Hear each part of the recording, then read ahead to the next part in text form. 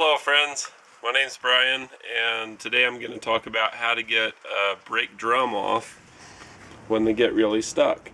Now, oftentimes, especially on a diesel or something big, diesel equipped pickup truck, the rotors will get stuck on there, but sometimes on these little import cars, the drums will get stuck every bit as bad. I mean, it can be really hard to get these off. So I'm going to share a couple of principles with you on how to get these off and what makes them get stuck. The first thing I'm going to talk about is rust rim, the double R. When you look at this drum, let me get something metal so you can hear.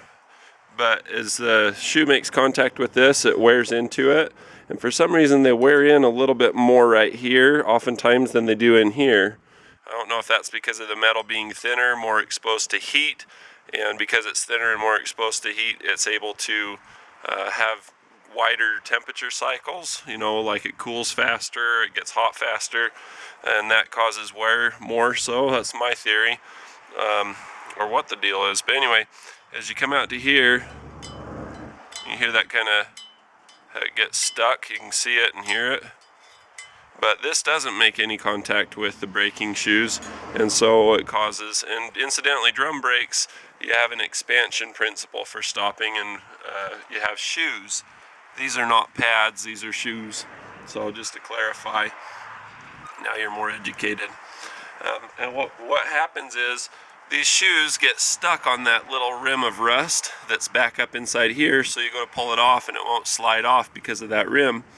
And then the other thing that happens is these are self-adjusting or self-expanding because of the little screw that they have in the bottom. I'll zoom in on that and show you what I'm talking about. You can see that at the top of the shoe, this is the hydraulic servo, or what we call a wheel cylinder. And as you push on the brakes, there's a hydraulic line that comes in from the back of this thing and causes the fluid to expand in here, and it pushes out on these shoes. You can see the little the cylinders inside of it. I call this a little plunger. But basically this little rod expands out and you get braking from that. Now the front shoe is going to be a little short right here. When you look at the other one it comes clear up to the end, but on the leading shoe, which this is called, the top will be missing, and that causes the brakes to hang up or basically continue to drag. So that's something to be aware of. Now the main attraction to this whole video is this right here. This little foot actually causes this to adjust as this wears down, and it has to travel farther to make the braking actuation happen. This will actually, when you're backing up is when this goes, but basically this is a bunch of mechanism and cables on it to cause it to turn that wheel. As that wheel turns, and one side's regular thread, the other one's left-hand thread.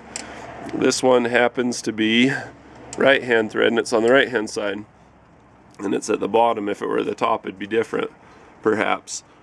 So the thing to understand is this expands into that groove that we talked about on the drum, and it causes it to be real snug fit so the drum won't come off. Now you can still rotate the drum on the vehicle with that being the case, but as you start to take the drum off, one of the techniques that you want to try first to get a drum off is you want to hit the drum right here. Pretend that the drum's on there for sake of expedience and keeping the video short. You want to hit right here, rotate it around, hit right here, because sometimes, as you can see by the coloration here, the drum will rust onto the hub here, and when that happens and you hit it here, that vibration breaks that rust weld, and you'll be able to get it off most of the time. Now if you break that rust weld, you can turn it, but as you start to pull it off, it slows. That's because of that little rim of rust going from here and getting stuck onto the brake shoe. So you'll be able to feel that that's the problem. When that's the problem, there's an access. Now you can't get to this part of it. That'd be nice. You just pull this back out of the way and spin this the other way. Now as you can see, if you look closely at this, it's kind of staged in one direction. Boy, this thing likes to focus on the jack, but not the screw in question. If I put my hand there we go. But you'll notice that as it goes this way, it gets bigger. Now it slides this way on the teeth without rotating it. It just slides and slips. because they're set up kind of like a wave or kind of like a tooth, you know, in one direction. You can get access to that from the back side, but what you do is you'll use a screwdriver. From that little access hole, there's a plug on the backing plate that looks like this. You'll pull the plug out, and then once the plug's out, you can put a screwdriver in through the hole, and with the screwdriver from behind, I can push on that. And then I take a brake spoon, like this one. I like to grind mine so that they're kind of a little U-shape so it doesn't slide off the side one way or the other. But you take your little brake spoon, and you go in there, and you find which way is the hardest way to grab it, you know, in terms of having it be slippery, and you turn it. You'll probably turn it 7 or 8 times, and that'll cause this self-adjusting screw hardware to compress or contract. Once that happens, your brake shoes actually go in, and once they go in, then that drum's going to come off so much easier. So that's the big picture of that. Let me show you the back side, what that little opening looks like. This is gonna make people sick and not focus, but it'll save me editing, and this will actually get online as opposed to 80% of what I film that doesn't get online. So when you look through there, you can see the adjusting screw.